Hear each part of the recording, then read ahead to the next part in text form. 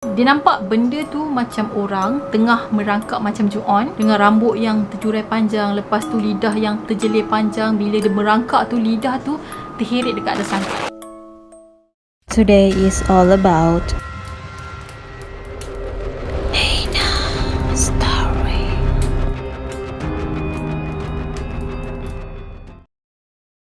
Hey guys, it's me Nina and welcome back to Nina Story. Rasanya macam dah lama sangat kan aku tak cerita tentang kisah seram. Ramai pula tu yang komen minta aku ceritakan balik kisah-kisah seram. Okay.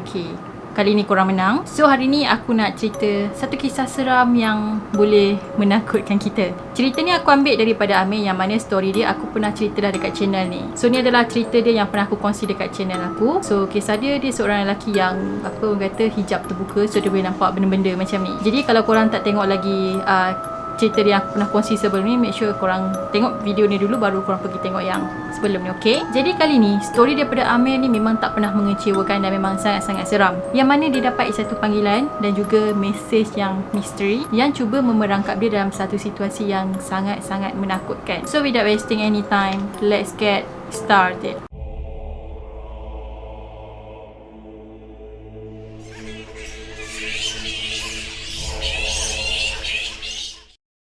Dari apa yang aku tahu tentang si Amir ni, dia ni macam seorang askar ataupun ranger hutan kot. Maybe lah, aku pun tak berapa tahu sangat tentang life dia. Jadi dia cerita benda ni terjadi dekat Ulu Yam. Katanya kawan dia ni nak celebrate birthday dengan kawan-kawan dia yang lain tu dekat Ulu Yam. So diorang ni macam nak have fun lah dan buat camping dekat Ulu Yam. Benda seram ni terjadi pada 16 Disember pada tahun 2016 pada hari Jumaat. Petang Jumaat tu Amir ni dapat call daripada pegawai atasan dia, yang mana pegawai atasan dia tu minta dia datang ke Ulu Yam untuk lapor diri. Jadi dia diberi masa selama 12 jam sahaja untuk melaporkan diri dia kat sana. Time tu pula Amir ni tengah buka kedai burger dia. Jadi lepas dia dah dapat arahan daripada pegawai atasan dia, Amir ni decide untuk jual dulu burger and then barulah dia pergi lapor diri dekat Ulu Yam. Amir pun berniagalah macam biasa, cuma pada hari tu dia rasa tak sedap hati sikit. Staff dia pun pelik tengok keadaan Amir yang nampak macam gelisah semacam, padahal sebelum ni dia tak macam tu pun. Tapi Amir ni sendiri pun dia tak boleh nak explain kenapa dia rasa macam tu. So malam tu dia decide untuk tutup kedai burger dia ni awal sikit, dan staff Amir ni pun faham lah tugas dia ni macam mana. Lepas dia orang dah settle tutup kedai apa semua, Amir ni pun masuklah ke rumah dia dan dia pun cepat-cepat lah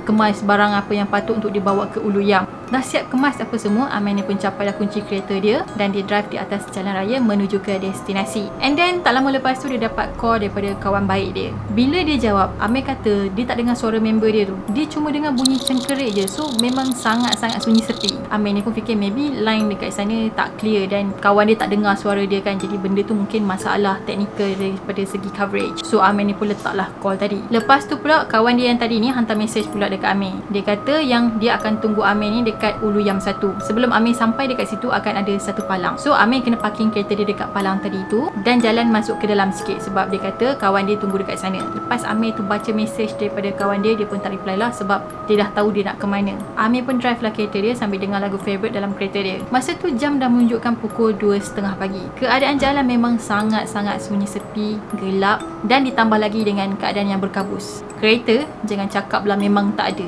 Cuma kereta Amir je ada kat jalan raya pada masa tu. Yang menambahkan lagi suasana seram tu, kiri kanan jalan memang dipenuhi dengan hutan. So bagi aku Amir ni memang agak berani drive dalam keadaan yang sunyi sepi, hutan berkabus, tak ada orang lalu.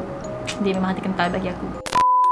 So nak hilangkan rasa gugup, rasa seram dia lalu dekat jalan tu, sebab itulah dia melalak menyanyi lagu favourite dia. At least dia boleh control sikit lah perasaan takut dia daripada tak dengar apa-apa kan, drive sunyi sepi. Allah, seram. Tak lama lepas tu Amir ni pun sampailah dekat Ulu Yam 1. Masa dah sampai tu Amir ni dia cuak sikit sebab dia kata masa dia sampai dekat sana memang gelap sangat. Dia pun terfikir biar betul diorang ni ada dekat dalam tu, dengan gelap gelitanya dekat situ, dengan tak ada orang jaga dekat palang tu. Amir first tu memang dia dah rasa macam was-was, tapi disebabkan dia fikir maybe kawan dia ada juga kat dalam tadi tu kan, so dia pun nekat lah untuk masuk juga. Dia pun galas lah beg besar dia dekat belakang and then dia pun pegang torchlight dan berjalan masuk. Amir berjalan di bawah pokok yang tinggi dan rimbun dengan daun-daunan. Makin dia jalan masuk ke dalam, dia mula makin tak sedap hati. Hampir 100 meter dia tinggalkan kereta dia ke belakang, tapi dia still lagi tak nampak kelibat kawan-kawan dia. Dia takut juga time tu sebab dia tengah sorang-sorang, tapi dia fikir maybe member-member dia ni nak prank dia. So diorang ni macam sengajalah sembunyikan diri supaya Amir ni tak nampak. Masa dia tengah jalan bawah pokok rimbun tadi tu,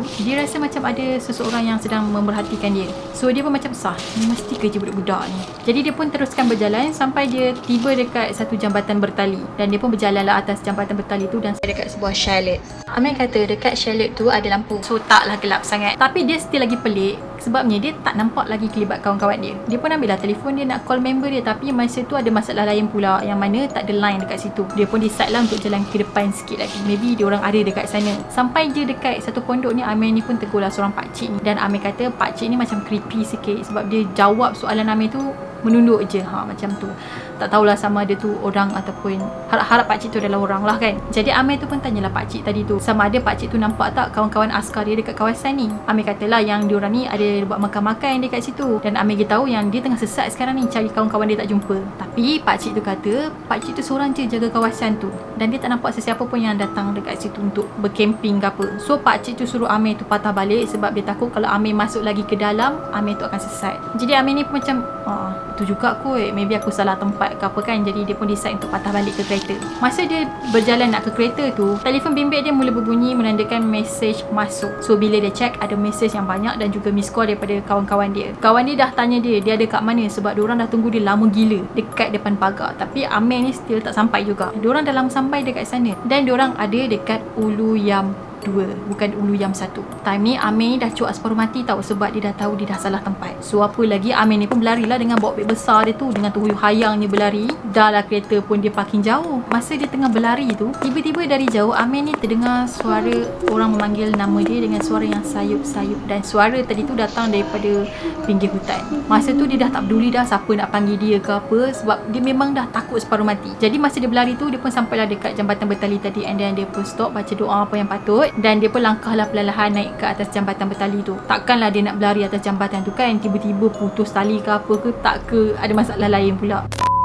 Dia berjalan sampailah dekat kawasan pokok-pokok yang merimbun tadi, dan pada masa ni lah dia nampak something yang sangat-sangat menakutkan. Dia nampak benda tu macam orang tengah merangkak macam Ju-on, dengan rambut yang terjurai panjang, lepas tu lidah yang terjelir panjang. Bila dia merangkak tu, lidah tu terheret dekat atas lantai. Badan dia pula kurus kering dan dia mengeluarkan bunyi mendengus. So tunggu apa lagi, Amir ni lagilah kalut berlari nak masuk ke dalam kereta dia. Masa tu memang dia huru-hara gila, dia dah tak boleh nak fikir apa. Dia masuk dalam kereta, dia start engine dan dia nak reverse. Masa dia nak undur kereta tu lah, dia dengar ada macam something yang jatuh daripada atas ke atas bumbung kereta dia. Bunyi dia memang sangat-sangat kuat, seolah-olah macam ada benda terjun. Tahap keberanian dia pada masa ni memang dah drop 100%. Tapi biasanya kalau kita takut kan, kita memang dah tak ingat tau nak baca doa panjang-panjang ni, ayat kursi ke Al-Fatihah pun dah tak ingat guys.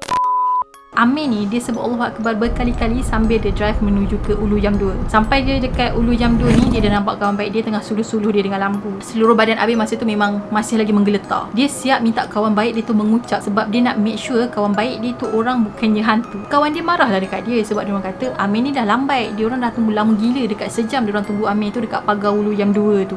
Time ni juga Amir ni dah lah takut kena mengusik dah apa semua tadi kan. Jadi dia rasa marah tau. So tanpa dia sedar, dia dah tinggi suara dia. Dia kata dia dah lah salah tempat sebab dia orang ni bagi salah info, so nak salahkan dia lagi. So member dia macam terdiam lah, dan kawan baik dia ni pun take over lah untuk drive kereta Amir dan masuk ke dalam sikit. Pada masa tu jam dah menunjukkan pada pukul 4 pagi. Pegawai atasan Amir ni bila dia nampak Amir, dia bising lah sebab Amir ni dah lambat untuk lapor diri. Tapi kawan baik Amir ni explain kata tu bukan salah Amir. Amir ni sebenarnya dah sampai, tapi dia salah tempat. Amir dengan tangan menggigil tu, dia selutlah poket dia nak ambil phone dia. Dia nak tunjuk mesej yang dia dapat tu, yang mana kawan baik dia mesej kata pergi dekat Ulu Yam 1, padahal dia orang tunggu dekat Ulu Yam 2. Tapi bila Amir check, tak ada pun mesej tu. Mesej tu tak ada langsung, seolah-olah macam tak wujud. Padahal mesej tu daripada kawan baik dia sendiri, macam mana boleh tak ada. So bila Amir ni dia dah tenang sikit, dah cool apa semua, barulah dia cerita dekat pegawai atasan dia. Dia tunjuk sekeping gambar yang mana gambar ni dia ambil dekat Ulu Yam 1 masa tempat yang salah tu.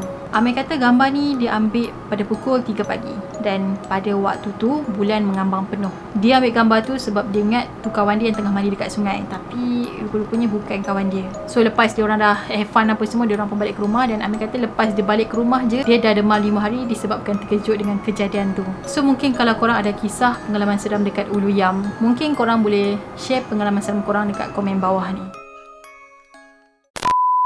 Okay guys, itu saja cerita pada hari ini dan aku harap korang suka.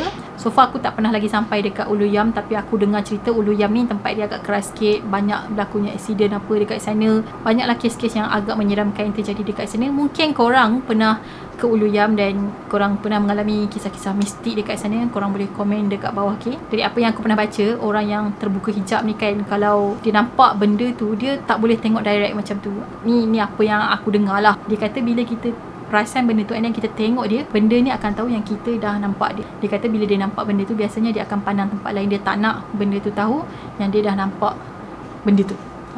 Tapi aku tak tahulah sebab aku bukan hijab terbuka. Alhamdulillah aku pun tak nak benda macam tu. Mungkin korang yang ada kelebihan boleh nampak benda-benda macam ni, korang boleh komen lah pengalaman korang dekat bawah. Okay, and yeah, that's it for today dan aku harap korang suka dan enjoy dengan video aku. Pada korang yang belum lagi subscribe channel ni, jangan lupa untuk subscribe di bawah, turn on notification supaya korang tak terlepas dengan video-video yang aku akan upload. Dan jangan lupa juga untuk follow aku di Twitter dan juga Instagram. Link dah ada dekat description box, so just tinggal klik sahaja. Kita akan jumpa lagi pada video yang akan datang.